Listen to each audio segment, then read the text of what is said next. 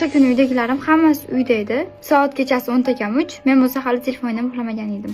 Shu payt birdaniga eshik zvonog'i jiringladi. Men chiqib kim desam hech kim indamadi. Men bo'lsa qulog'imga eshitildi deb o'ylab yana kirib telefonimni o'ynashda davom etdim. 5 minut o'tib bo'lsa, yana zvonog'i jiringladi.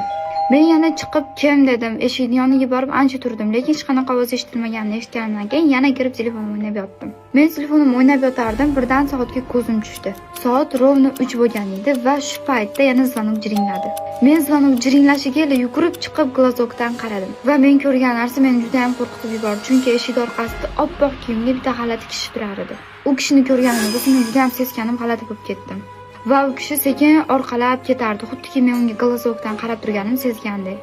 Men bo'lsa yana xonamga kirib suralarni qaytarib qo'yib yotar edim. Divanim derazamiz yonida joylashgan edi, men telefon o'ynab yotar edim. Bir payt telefonimdan menga derazadan qarab turgan kishini aks ko'rindi. O'rnimdan sakrab turdim va derazadan qaraganimda yana o'sha kishi menga kulib qarab orqamacha yurib ketar edi. Eng qizig'i biz 9-etajda turardik va kechasi soat 3 da hech qanaqa kishi yoki usta 9-etajda yurmas edi.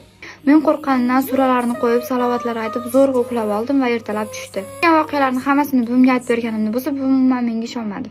Lekin men shu kundan keyin har kuni kechasi uxlashdan oldin suralar qo'yib, salovatlar aytib uxladim.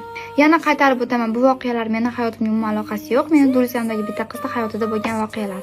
Agar sizlarga ham shunaqa strashniy voqealar qiziq bo'ladigan bo'lsa, menga obuna bo'lib qo'yinglar. Chunki keyingi safar meni topolmay qolishingiz mumkin.